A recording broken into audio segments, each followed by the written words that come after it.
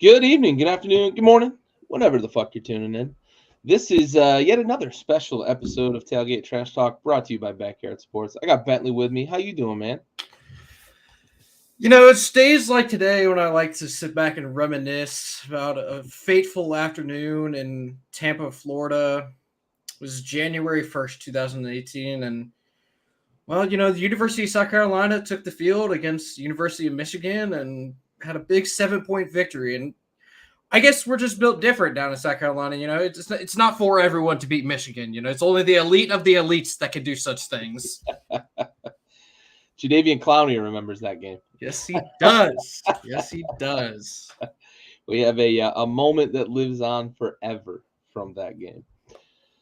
All right, well, I don't want to get into it right away. We're going to save it for last. But, man, what an eventful semifinal this year after 7 years of basically either both games being a blowout or at least one of them being just a boat race blowout.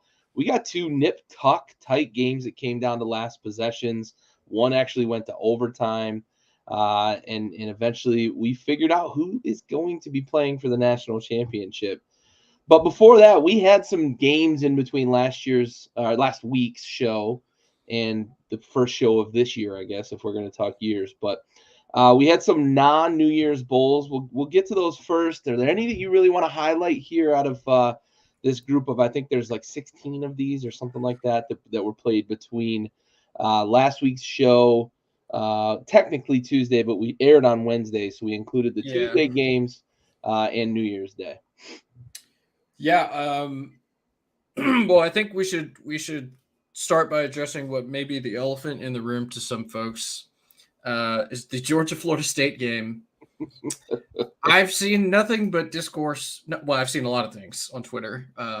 There's a few naysayers out there that have some issue with what happened in the Florida State game. But regardless, I've seen a lot of discourse talking about how, one specifically gifted, not earned in regards to Alabama losing. And I won't get into that side of it, right? But just to address it from the Florida State side,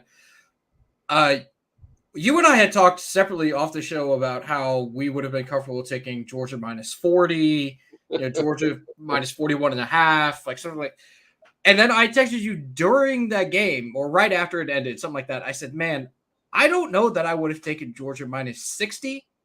But as I just said that in my head, I think that Georgia just scored another touchdown. I think they did. Yeah, there were so many Florida State people like, oh, we deserved, Alabama didn't deserve it. Bro, y'all scored 3 points, and Georgia and Florida State had the same number of players not playing in this game as they had rostered. That is the important point, right? Because I know for a fact on my timeline, there were Florida State fans that were just, we had 19 players opt out, yada, yada, yada. Guess who else had 19 players not play in this game? Georgia. And many of them are better caliber than the players that Florida State was missing. And you lost 63-3. Let's couple that with the fact that USC boat raced Louisville. Yep. Okay. And it's a mess. It's a mess, right? When you're talking about Florida State, you had an opportunity to go make a statement, right? And your players decided, for however you feel about the decisions they made, they decided to take care of themselves over taking this program and making a statement against a Georgia team that it wouldn't have mattered, right? Let's be honest. It wouldn't have mattered. I don't think they're 3 touchdowns close with Jordan Travis playing, to be honest. No. If this happened to be a playoff, say Georgia State at 1 and Florida State got in as 4 if Georgia had beaten Bama, I don't know that this game is all that much different with Jordan Travis being healthy either. So absolute just demolition by Georgia. And Louisville went and got smashed. USC was playing with a backup quarterback. I love the troll from the Florida Gators Twitter pointing out the score of those 2 games and the score and all the things with the backups. And USC wasn't just playing with a backup quarterback, all right? They were playing without the number 1 pick in the NFL draft, the consensus number 1 pick in the NFL draft. So that's a big difference when you talk about backup versus losing that guy, right? So just an absolute shit show in the Orange Bowl. Speaking of, I want the Orange Bowl back on New Year's Day. Yeah. I don't know what we're doing. I just don't know what we're doing. I know that it's a rotation with the playoff games. I get it, but the Orange Bowl belongs on New Year's Day. Damn it, NCAA. Why we always got to fuck with things? Get rid of the ReliaQuest Bowl, man. That's not Something, a New Year's. man. That's not a New Year's Day bowl. Jeez. What else? What else you want to highlight here? We should talk about Jackson Dart and Yes. that freaking Ole Miss offense, man. How scary did they look? We talked about again. We have a lot of discourse. We try to save a lot of it for the show, but it just kind of spills over, It's right? hard not to. Yeah, so I'll relive some of our conversation. We were talking about this Ole Miss Penn State game and saying just how much better prepared the Ole Miss team looked with a month, what are the 21, 28 extra practices, something like that. Yep. As opposed to the Penn State team, who didn't necessarily play a bad game. Like, I thought Penn State seemed fine. They looked like the Penn State that we've seen all year long, They just went up against a better team who was more well prepared to play what is a good Penn State defense. And Jackson Dart and Quinshon Judkins went out and just absolutely shredded those guys. Like, Judkins only ran for 3.1 yards a carry, but he toted it 31 times. Like, that man was out there working. Yep. And Lane Kiffin had those guys out there ready to rock and roll. And, man, that class Oxford they got next coming year, in, bro. Oh, dude. Jackson Dart's coming back. I got to look at their schedule and see if I can make it to one of their games. Yeah. I need to go to Oxford next year. They might be so fun to watch next year for sure. Yeah, Lane Kiffin had them prepared, and James Franklin didn't. Speaking of prepared, Jedd Fisch. Yeah. Took Arizona to the Valero Alamo Bowl against an Oklahoma team that we all know was missing a bunch, right? We talked a lot about this last week on the show. This was a game we were kind of looking at because we wanted to see Fafita and him continue his mark and Arizona stay the hottest team in college football. And they did so against an Oklahoma team that is from a perceived little better conference maybe than the Pac-12. But they were missing a ton. I get it, but Arizona, this is a nice stamp for them going into the offseason. They did okay in the portal. They've done okay with recruiting. I think they're going to be okay next year, especially returning what they're returning. I think that's the biggest thing for them. And being able to keep Jedd Fisch in-house, I think, was a huge, huge coup for them because I thought for sure he was going to get a big-time offer. And I don't know that he didn't because he got a little bit of a bump from Arizona. Maybe they were able to kind of keep him in-house. It's his alma mater, that sort of stuff. Maybe there's an attachment there. They're changing conferences too, so they've got that going for them. But this is a big win. This is a big win for Arizona. You don't always look at these kind of upper middle tier bowl games, right? The Alamo Bowl is one of those kind of not quite right New Year's Bowl, but it's one of those ones that everybody kind of knows and usually get a good matchup, some good teams. This is a big win for them. A not historically football program there in Arizona. So I think that's a real good win for them on the way out the door for 2023. Yeah. So we saw you can go back to the title screen. I don't care. This is we saw the debut of 3 5-star quarterbacks this past weekend that we're going to see heavily featured in next year's college football season, right? We got Avery Johnson at Kansas State. Yep. We had Jackson Arnold at Oklahoma. Yep. And we had Nico Amalivia because I know you pronounced it. You spelled it out to me phonetically. Yamaleava is how they were guy. pronouncing it this weekend. So I'm sticking with Amalivia though, because it's I'm gonna call him cooler. It's fun. It's cool. Oh yeah, I'm sticking with it. 100%. Mr. NIL himself. Yeah, dude, $8 million. Yeah, crazy. So we saw the debut of the three of those. Nico went up against what a lot of people thought was one of the three best defenses, right, in college football in Iowa. Yep. Jackson Arnold played against the Arizona defense, as you just highlighted. And then Avery Johnson, the highest rated dual threat quarterback and the highest rated quarterback ever to be recruited out of the state of Kansas, who stayed in state. The powerhouse that is Kansas. Yes. Of those three, Gary, which impressed you the most? Nico, Yeah. honestly, I think Avery Johnson was great in his game. I think he played well. He showed why he was touted the way he is. He showed that K-State is going to be a force to be reckoned with next year. But I thought Arnold struggled against Arizona. Arizona's played a lot better football down the stretch, but I thought he looked a little bit he was in the deep end at times in that game. Turnovers, mistakes, bad reads. But Nico looked the part. They didn't get off to a fast start. We talked about it at the end of the first. It was zip zip. But after that point, Tennessee started to pour it on, and we almost had an over in an Iowa game, bro. Oh, I know. I know you had Oh, that ticket. We were sweating it. yeah, won it by the hook. Yeah, won it by the hook. But I liked what I saw from Nico against a tough defense in that system. I think he's going to be able to thrive within Heupel's system. And I think Tennessee's in good hands going forward after a couple of years of kind of transfer quarterbacks being making their mark and and then obviously Bazooka Joe, I guess, going to the NFL. Is that He's going somewhere. yeah. He might be playing in the UFL here in the spring. Yeah, get ready to learn Canadian, buddy. Yeah. But I yeah, I liked Nico. What do you think? What out of those three, who you got is kind of your top? Yeah, I agree with you. I think Nico looked the most prepared of all of those guys. I think a lot of that has to do with he's been involved with that system and with that team for longer than Yeah. have Avery Johnson and Jackson Arnold. Yep. Jackson Arnold, I was not the least impressed with, though, if I can put it that way. I know he made the most mistakes, right? He was also playing, of the three, the second most challenging defense, right? He was Yep. playing against probably the best coach of Yep. the three opposing teams here, right? Yep. And Arizona is a team that you have to score points to beat, Yep. right? Like you don't feel going into the Iowa game, I have to score 25, I have to score 28, right? I scored 10. I'm probably. Yeah, you I'll don't give you. really. Yeah, exactly, right? And you don't feel that way about North Carolina State as well. Like North Right. Carolina State's a good team.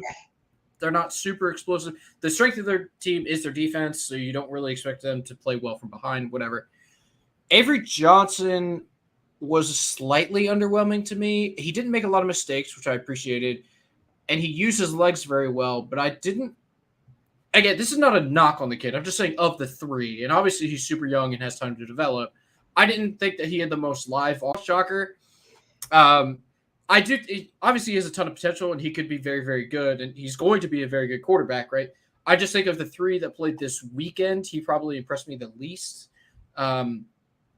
Jackson Arnold may have had, for the reason I laid out, like you go in against an Arizona team, you have to score points, right? Like He definitely had the steepest hill. yeah, like Nico goes in, he's like, well, if I put up 2 touchdowns, I'm good, right? Yeah. Jackson's like, I have to press because Fafita's on the other side, they're going to score a lot of points. Yep. So I think that Nico looked the best. I thought probably the most impressive performance was Jackson Arnold, even keeping them in that game as long as they stayed in it, personally. And fighting against himself, right? Like he came out and committed, but he had like 2 picks in the first half. It was like, that's tough, man. Yeah, but like he remained poised. Yeah. I thought he looked pretty good. Yeah, I think they're in good. I mean, I think all three programs, right? If I'm being honest, I think they're all in good hands. That is an interesting point you make about the live arm with Avery Johnson. He is a bit more of an athlete than he is a pure passer for sure. Yeah. So yeah, I'll be curious to see how he develops in that area in terms of his ability to drive the ball down the field, his ability to make those tight window throws that we saw, as you mentioned, Michael Penix make time and time again, not Monday. Any others you want to highlight quick before we get to New Year's? Just give a shout out to Rutgers, winning straight up. Yeah. They were underdogs in that game. 2 more. I really don't want to talk about Clemson, Kentucky, because fuck Clemson and Dabo. I know they made that comeback, but like, come on. Yeah, Kentucky come on. Late in age. It away. Missouri crushed Ohio State. I know the score was only 11, but the game really wasn't that close. Right. Missouri was pretty much in control the whole way through. We talked about, actually, another thing we talked offline about was how Kyle McCord feels watching this game. I know he watched Syracuse lose their bowl game, but dear God, he's watching Ohio State thinking, y'all bet y'all miss me now, huh? Yeah, and they didn't land a guy in the portal. Yeah. They might be in some trouble next year at the quarterback position because Potentially. it looks like the cupboard's kind of bare. I'll be curious to see how much they put on the full court press here with the last few guys in the transfer portal. Maybe this game opened their eyes to the fact that they might not be as good next year as they thought going into the portal season. So yeah, very much so. Perfect segue though to another team next year who's going to be absolutely fucked and absolutely in the dumps. That's Oregon State, man. Yes. Oh my God, lost by 32. It started Friday, and it's going to be real bad next year. I mean, that's just heartbreaking, dude. Like they have a great season. They win 8 games, then they lose their coach, both their quarterbacks, half their fucking roster is like out, just gone, and then to lose by 32 in a bowl game, it's like, oh. Yeah, and it's even tougher because like they legit like just don't have a conference next year, right? I know the Pac-12 is going to try to keep the brand and keep the name, and it's them in Washington State, and they're going to play like a Mountain West Conference schedule, but that's not good, and it shows not only with all of the transfers and all of the people opting out of the bowl game, but also like they have like 5 commitments, from high school seniors, and the highest rated one's like a 2-star. It's not good up there. I mean, the Beavers are going to be they're going to be struggling, and it sucks because Corvallis is a really, really good atmosphere for college sports in general, but college football especially. And having a great year this year sucks that it's all just going to basically be for naught. Yep. That's such an undesirable job. Washington State's going to be hurt much less, but that's also because like Washington State is always kind of also ran in like the Pac-12, so they're gonna continue to just kind of be who they are. The only silver lining that I think of for Oregon State is that they already have their head coach. Yeah. They tagged their interim. I think he was the OC there. They tagged him as the interim and then gave him the head coaching job full time. So there's no gap, transition. right? Yeah, like they don't have to bring in somebody new. Like they can just roll right into the regular offseason now. Yeah. So if you're looking for silver linings for a team that was a feel-good story this year, I mean, that's probably one of them. Yep, for sure. All right, let's shift to New Year's, man. 2 big bowls, and of course, the ReliaQuest Bowl. Although, that was an interesting game.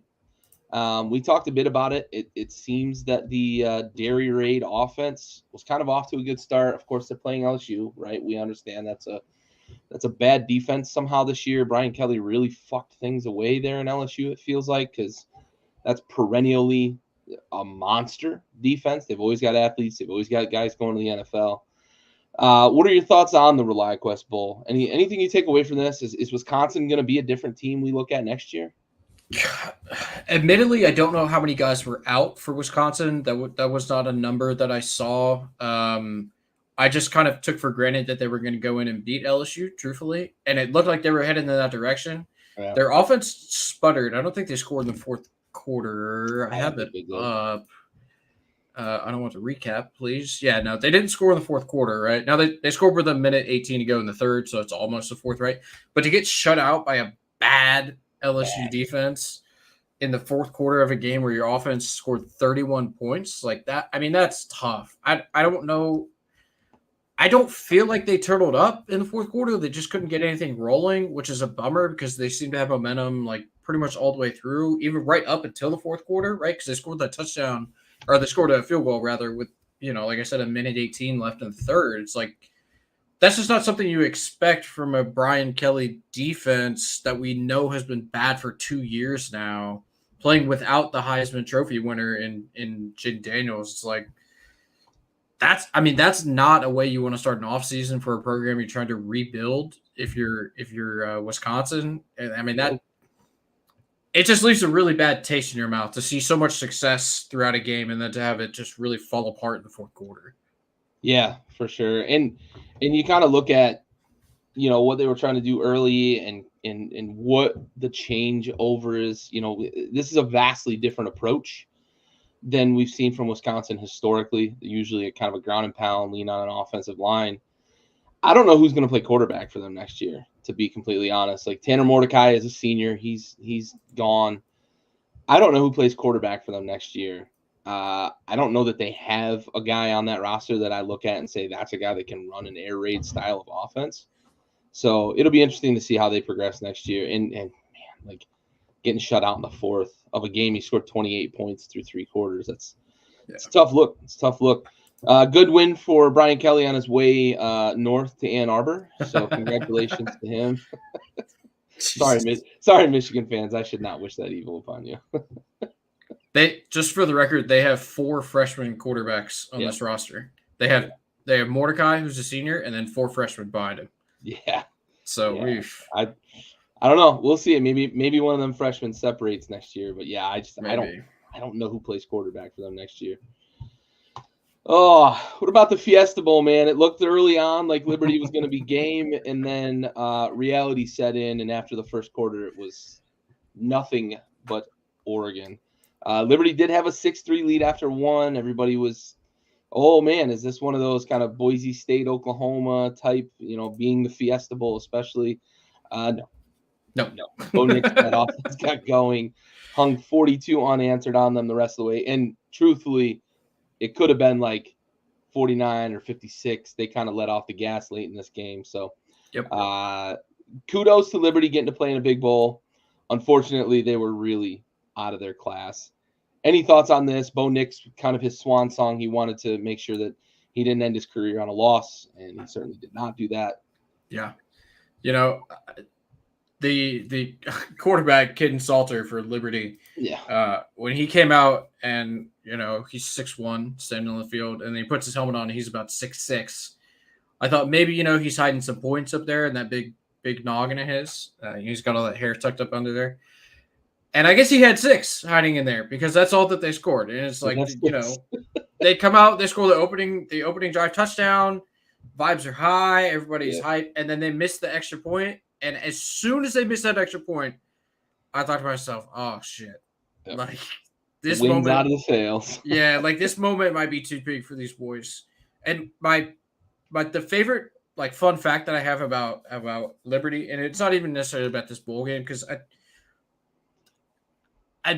Oregon dominated. Everybody expected them to dominate. Like, nobody really thought Liberty deserved to be in this bowl. Or they close 24.5, I think it was. Yeah, I mean, right. Liberty's strength of schedule this year was the dead last in college football. The dead last in college football, and it showed. Yeah. It showed. Yeah, for sure. They were definitely out of their league against Oregon. Again, congrats. You get the brand in front of the national audience in the Fiesta Bowl. However, you got your butts kicked.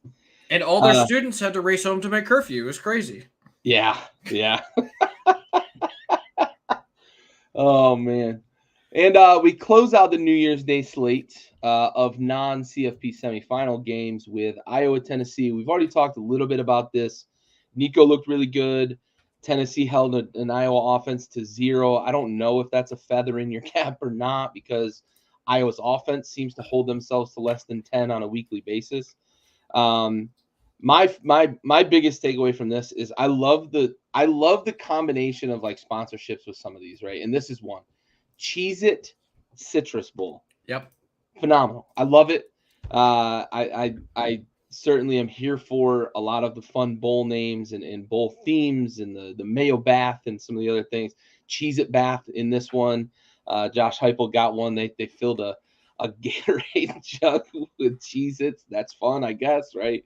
What are your takeaways from this game? We already talked about Nico, but if you want to talk a little more about him, certainly he was kind of the star of the show, considering it's his team next year, being the assumption after Milton declared for the draft that he probably won't be partaking in March.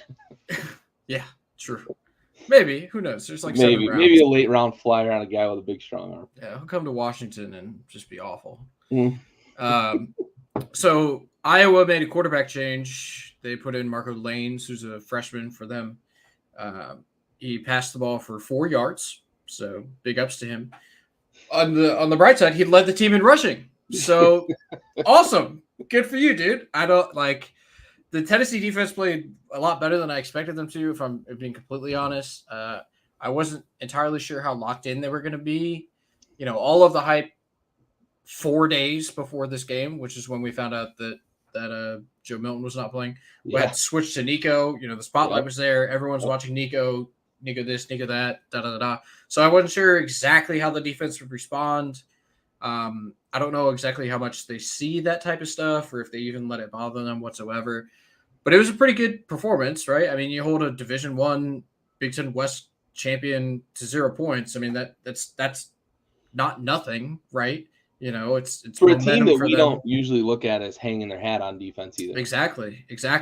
My favorite part about this game, though, was that so the two teams, they oftentimes have volunteers, not to put a pun on it, right? Tennessee, they have volunteers that will come and work the merch tents, like in the concourse and stuff, right? So because it was the Cheez-It Citrus Bowl, the color palette was orange, right? So Iowa brought their own people to come work merch tents in the concourse, right? But the color was orange, so they were wearing orange shirts. And on the back of it, it said volunteer. So it's ironic that Iowa brought people who were volunteers to wear orange shirts at a team where they played against Tennessee. I just thought that was, it's an odd spectacle to see when the cameras pan through. You think, that's an Iowa logo, but it says volunteer on the back. Yep. It's just very strange. And I'd love bowl season for things just like that. Just like that. Yep. Yeah, for sure. I got to feel really good, though, if I'm a Volunteers fan heading into next year, man. Nico looked good. They seem to have some playmakers on the inbound side of the portal and recruiting. I got to feel really good about, who we're going to be next year in an SEC East that it feels like it's probably going to again be Georgia, and who's going to be that team that's going to maybe rise up and challenge them. We saw Missouri give them a hard time. South Carolina played them tough for a half. It's a gettable SEC East if you can get Georgia, right? Yeah. That's obviously the $64,000 inquiry is whether or not you can get Georgia. But if you can get Georgia, it's a gettable SEC East. So yeah, Tennessee's got to feel pretty good. Missouri's got to feel pretty good on the back of a drubbing of Ohio State, despite only scoring 14 points. So yeah, it could be a real competitive SEC East next year, especially if Beamer can get them boys up for the 2024 season. Yeah, I mean, Tennessee ran the ball for 4.3 yards a carry against an Iowa team that held teams to nothing, right? Yeah, like they had suffocating defense. Exactly. They had historically low over-unders for a reason. That defense was legit and one of the best in the country. And Tennessee came out with a quarterback who just found out 4 days prior he's getting the start.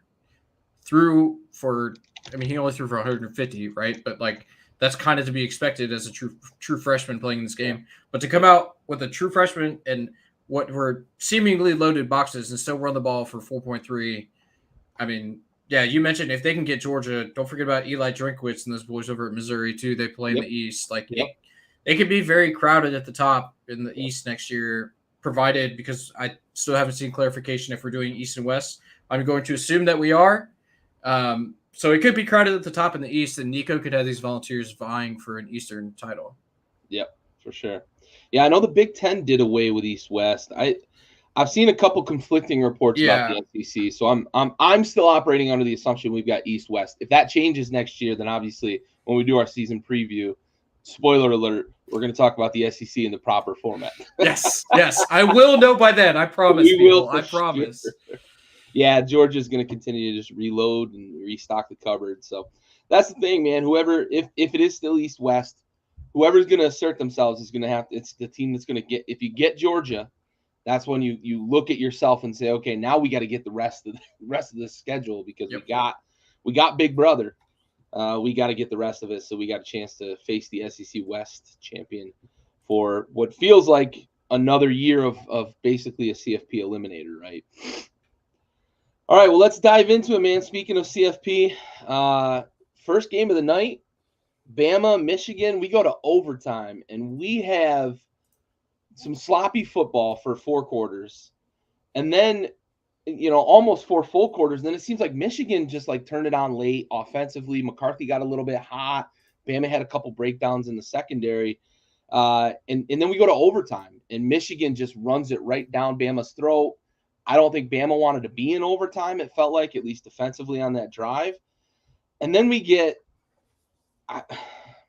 controversial, questionable, confusing, perplexing, confounding, whatever term you want to put on it. So we've seen, you've shared, I've shared, we've seen on Twitter and more reports of like what everybody thinks that play was supposed to be, right? We heard from Saban's mouth that they kind of drew up a quarterback run, but it felt like an RPO with the play design. I don't know if that was meant to just be a distraction for Michigan.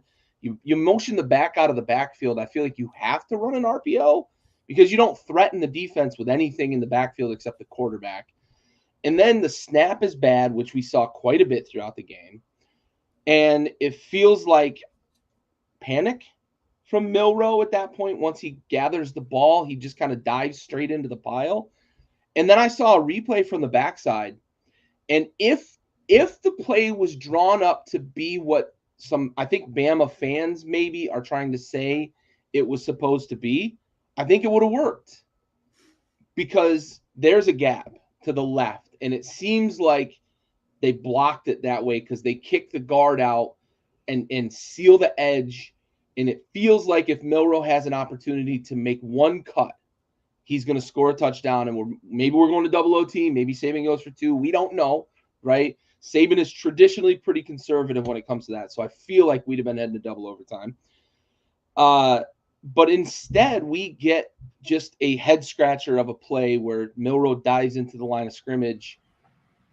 Man, and this is all after we got like bad offensive line play from a team that had been playing really well offensively, seemingly miscommunication on the back end in the defense in crunch time when Michigan was closing in on tying that game. Special teams mistakes by one of the most sound special teams programs in the country. Michigan, would they have 4, I think, miscues, missed extra point, 2 muffed punts. One almost cost them a safety. One did cost them the first touchdown.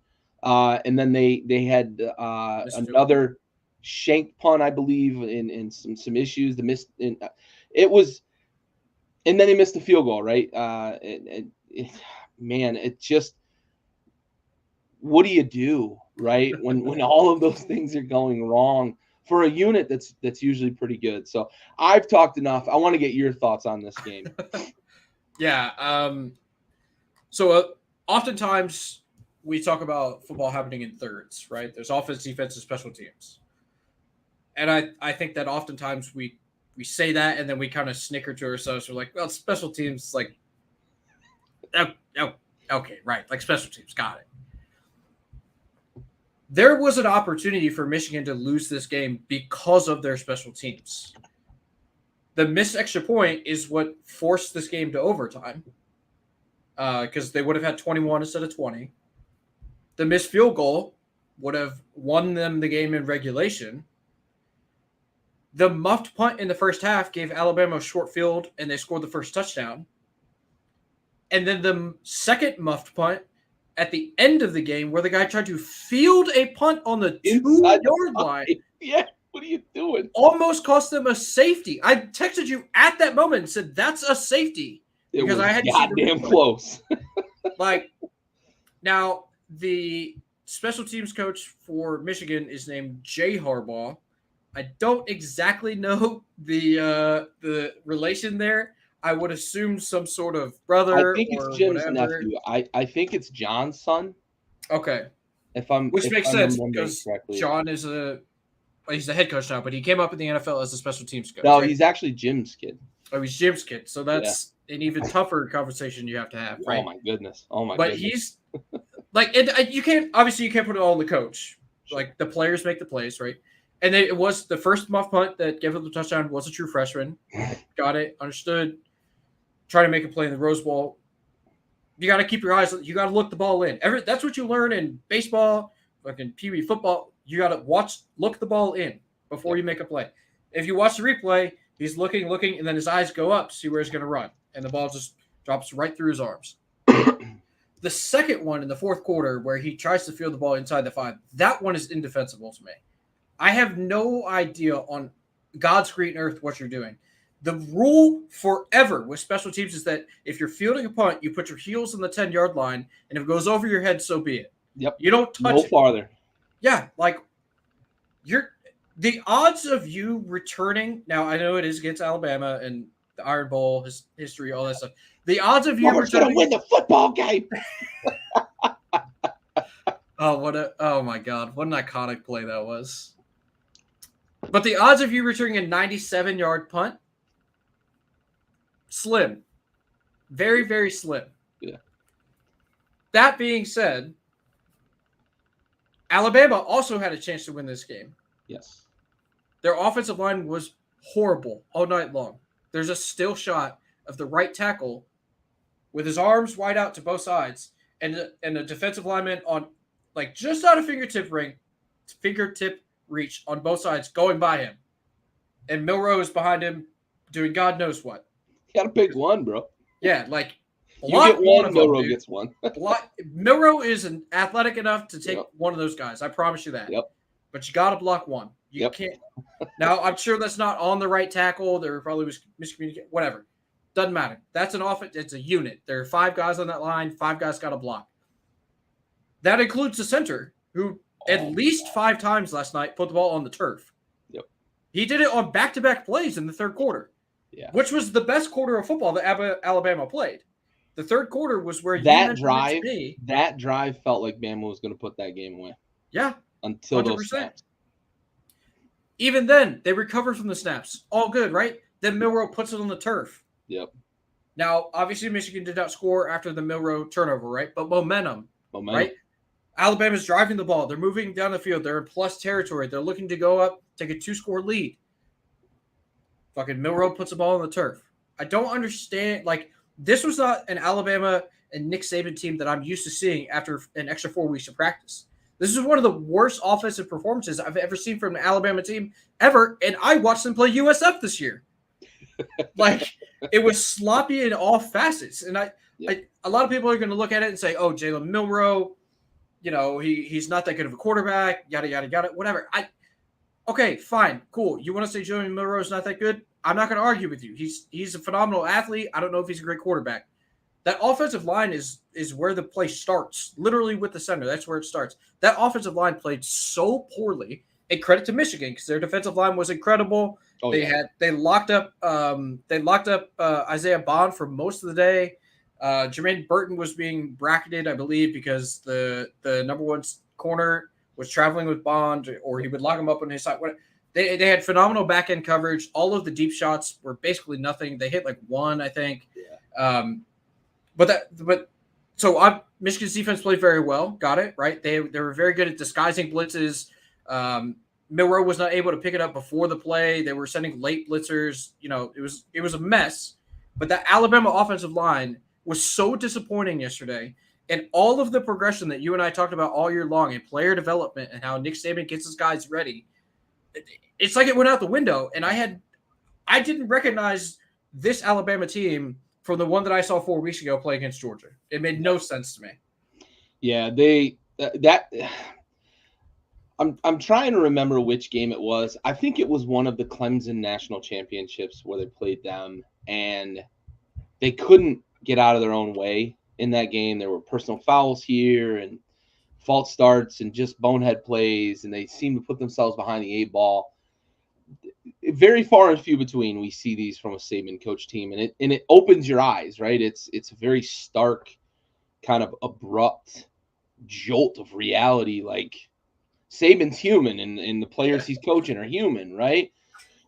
Kudos to Michigan because they could have easily turtled up with the mistakes that happened with special teams, with J.J. McCarthy throwing a pick on the first play of the fucking game. The defense makes a stand, forces Bama to punt.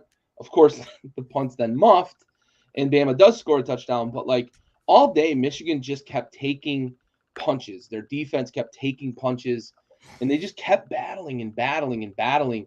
And we had seen Alabama over the last month and a half, with the exception maybe the Auburn game, which is weird because the Iron Bowl, that can always be a weird game. they've just kind of leaned on people and bullied them and really dominated the trenches. And Michigan did not allow them to do that on either side of the ball. That Alabama vaunted front four didn't really impact the game as much as they probably could have or should have. I think where Michigan struggled was second and third level. They couldn't break a tackle when they needed 5 yards for a first down. They'd get 3. JJ McCarthy didn't have anybody to throw to because Kool-Aid and company were locking down. Kudos to Michigan, just staying in it, staying the course. Jim kept his guys on task, and that's a game they easily could have turtled up and let that game get away and lost by 3-4 touchdowns. And we'd all been here saying, well, this is Michigan, right? This is Michigan in January. They go and they win the Big Ten, and then they show up to the college football playoff and they get boat raced by TCU. And they get boat raced by Alabama, and it's a recurring theme with them. It's not, right? They broke through against Ohio State a couple years ago. Jim did that, got over that hump. Now they're over the hump of the college football playoff semifinals. We'll see in the finals, and we're going to talk about it here in a moment. But we do have one more semifinal to talk about. Another great game that got really weird late. Washington looked like they were going to run away, and then they decided to run this weird kind of jet sweep flea flicker play. And I remember texting you and saying, like, Washington's going to fuck away this game. They're fucking around. They're going to let Texas back in it.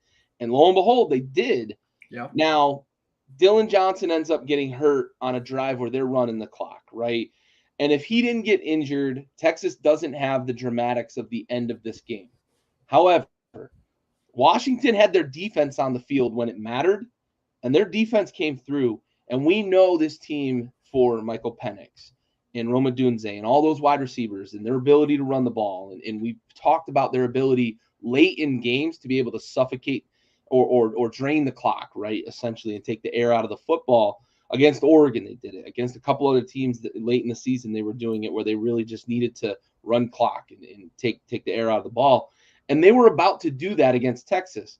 However, the injury happens. Then there's a punt. Washington's long snapper, for whatever reason, decides he's going to go interfere with the receiver, get an extra 15 yards, and suddenly Texas has the ball at almost plus territory. They're around the 30. They get down the field. Some weird play calling with, some calls in the flat that I didn't understand, and a bunch of fade routes at the end. They went to that fade route to A.D. Mitchell about 4 times too many. I know I made that joke earlier today. I'm going to make it again. And then they ran a fade route against off coverage on the last play of the game. 4th down. Quinn Ewers is fortunate that he hit a guy standing on the sideline with the ball, save themselves a second or two. They throw a fade route against off coverage, and that's not when you run a fade route, right? But all that to say, what a game by Washington. Played a tough Texas team. They looked like the better team for a long stretch of this game and then almost kind of gave it away late. But they were able to make the stop when it mattered. Want to get your thoughts because you were on the Texas train all year. You were on the Texas train early and often, and I got on the Texas train too late, and then Washington should have stayed off. I should have, I guess. I did this with both games, man. I all year I've said Michigan's the most complete team in football. I've never picked them to fucking win anything, basically. And then Washington, I keep singing their praises every week, and I picked Texas to beat them. Welcome, brother. Welcome. Yeah, this is what it's like when you root for Texas. Horns down. I know Raul and we're going to be on the Blitz here in about 15 minutes. He's a big Longhorns fan, and I know he's feeling it today. Yeah, so I won't take super long because I know you had the Blitz, and we got to talk about this championship game. The most confounding play call in this entire game to me was after the big play they hit to Blue for 16 yards to get down to the Washington 12. They ran like a swing pass, yes. To Blue again. Now he gets out of bounds, but they lose a yard behind the line of scrimmage. Yeah, like all other plays be damned. You don't have any timeouts, right? So you can't throw them in the middle of the field. Got it. There's this play in football, specifically on the route tree, called an out route, right? So like an up and out, like where you go like down the field and then you go out, right? So I don't exactly know why Quinn Ewers. I don't know if you like. My assumption was that he looked downfield, Reed was not there, I'm going to throw it away, and then he sees blue, he's like, oh, I'll just dump it. Like, I want to believe that his thought was, I'm going to throw this away. But then he thinks that maybe blue can make a play, but you have, what do they have, 15 seconds left? I It's think, like, I think they were under 20 at that point. yeah, you had 15 seconds left. Oh, yeah. Okay. I don't understand why that's the thought there. So, like, I know that Quinn Ewers did not have a great game. I get it. It's a big moment. I understand he got hurt at one point. You know, they had Arch warming up at the sideline. We thought potentially he could get in the game. I didn't. I know that you said they went to the fade route 4 times too many, right? I didn't hate the play call, right? A.D. Mitchell is their best receiver. Yeah. I thought that maybe they throw it up to Whittingham at some point because he's a bigger body than Mitchell is. You know, he has the dreads. Maybe he can get cut out visibility or whatever for the DB. Yeah, like you know, something like that.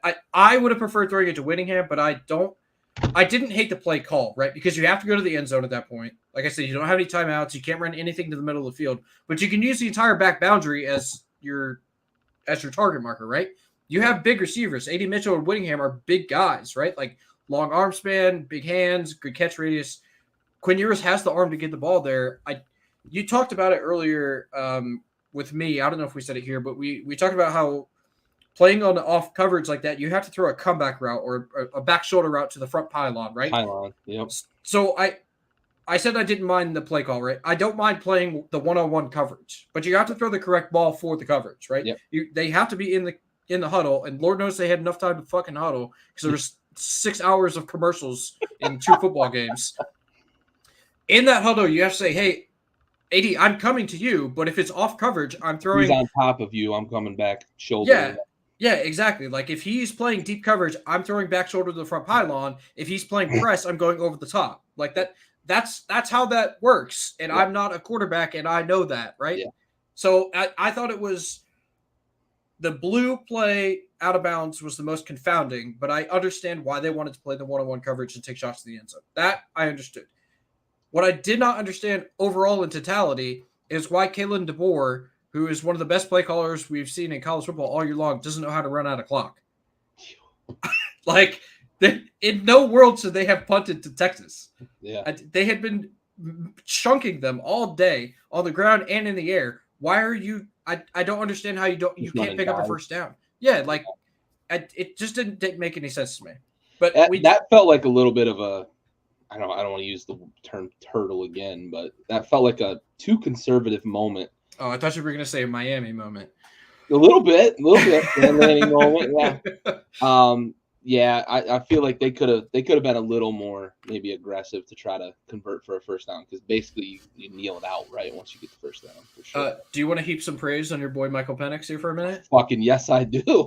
I absolutely do. Which hand? This? Yeah, down here. Yep. Dude, I can't you can't count on one hand how many times he hit a throw that was just NFL level, right? And I know he's going to be an NFL quarterback. He's going to be drafted. Whether or not he ends up a starter in the NFL is, those things work themselves out. But he made a lot of next level throws on top of the fact that Rome Odunze, one of the key characteristics of a great wide receiver in the NFL, they always talk about is late hands on balls in coverage because DBs read hands and they get their hand near your hands to break up passes. He must have hit him 2-3 times on the sideline with balls just over the DB's shoulder. Rome's late with his hands, and they move the ball for a first down or they hit a big chunk play. But he was surgical all night.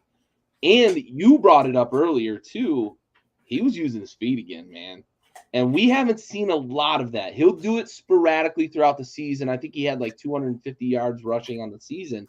He'll do it to move the chains here and there, but he must have moved the chains a half dozen times last night with his legs, and some of them in third and quite long, 8, 9, 10-yard situations.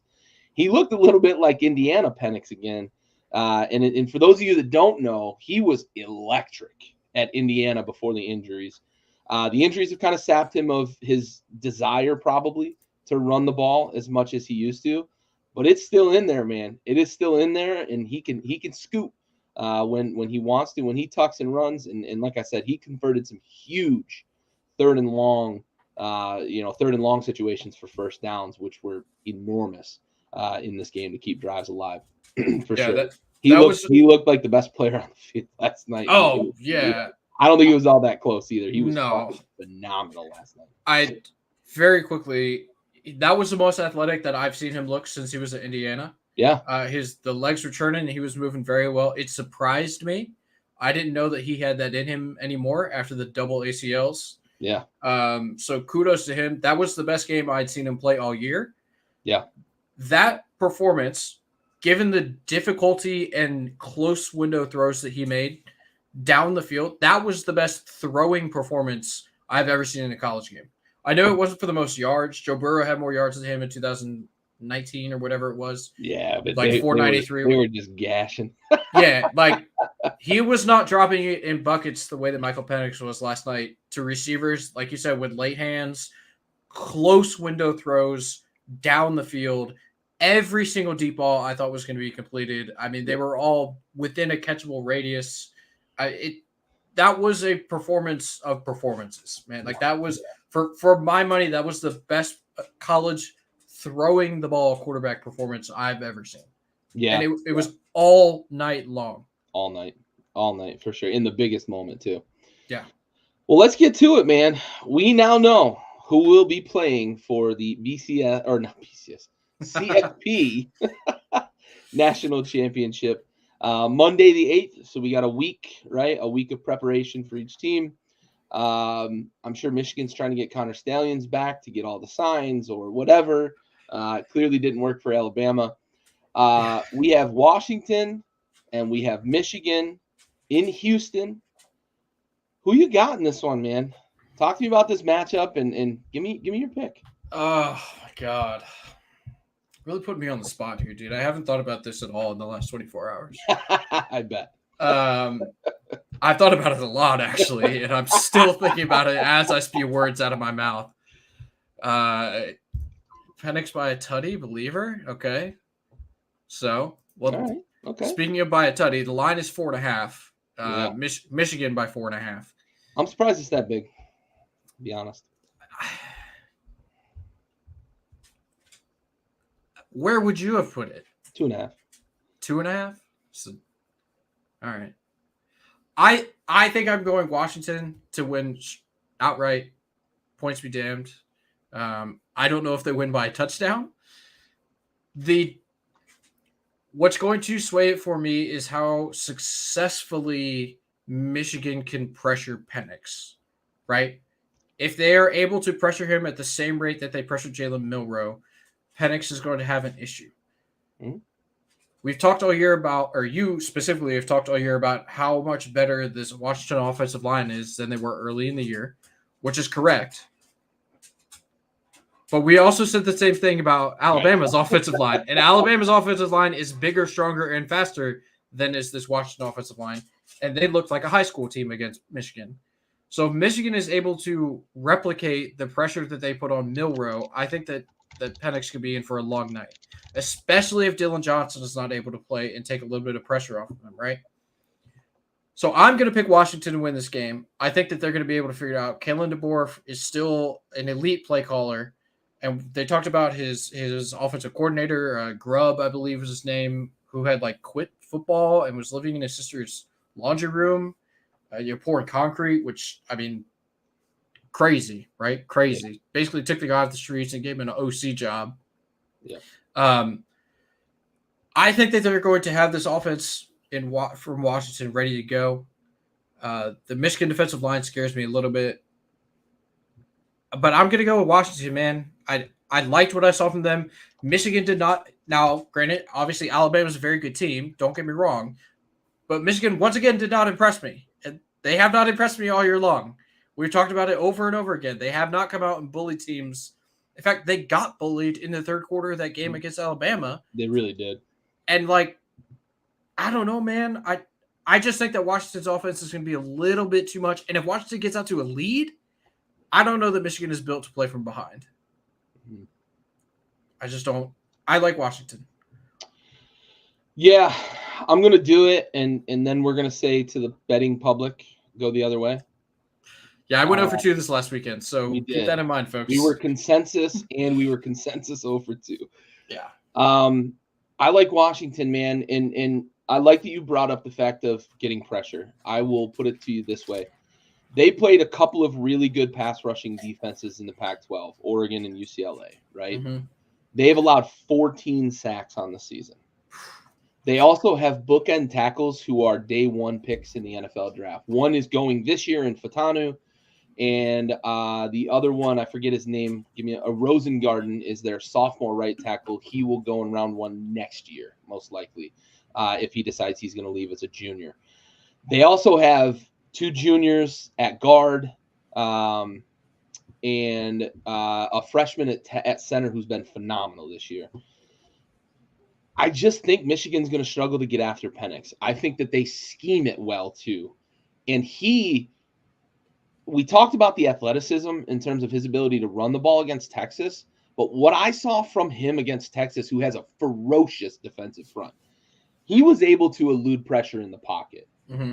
And that makes a huge difference for an offensive line when you don't have a guy who's just a statue back there and the defense can just take aim and get after him. I think that makes a huge difference. And I think that this offense, I love the creativity. I talked to you today about the fact that Saban came after Grubbs, and Grubbs basically said, like, I can't leave after he convinced like Penix and Dunze and some of these other guys on offense to come back, take one more run at it. He's like, I can't leave now, right? Yeah. So you're talking about a guy who is that highly regarded by the best coach in college football. We see it, right? And you mentioned he's not necessarily the play caller during games, but he is a big part of designing this offense, and I think they scheme it up really well.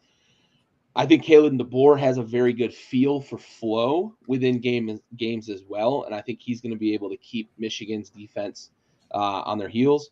The loss of Dylan Johnson, which I assume we haven't gotten official word yet that he's going to be ruled out, but the way it looked, I think he's going to miss Monday. That's going to hurt them, but they've got a couple of backs I think they can still do a little bit with. They're not going to have the same level of physicality because that's what Dylan Johnson is. He's their physical, between the tackles, downhill runner.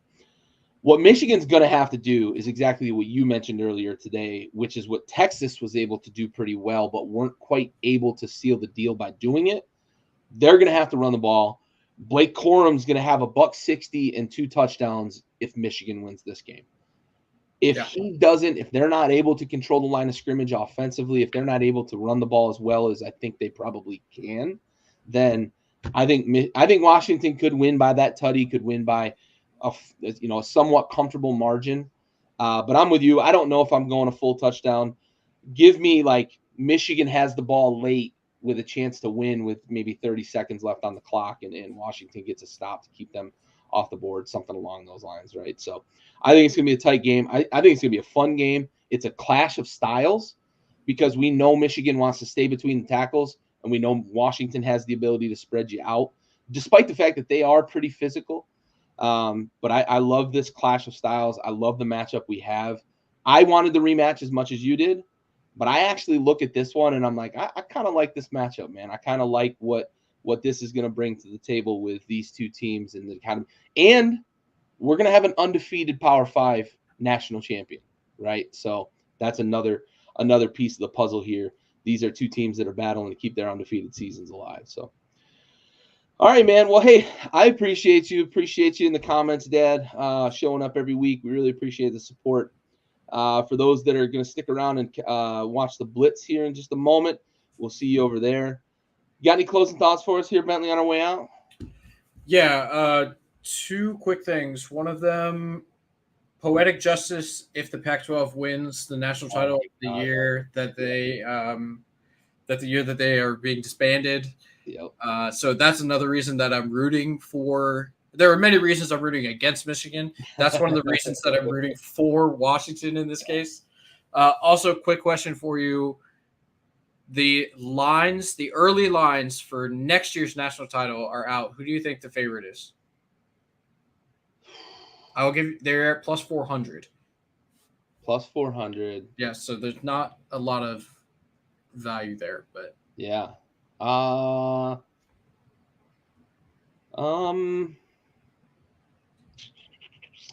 I'm going to say an SEC team. I'm going to say Bama. Nope. Georgia?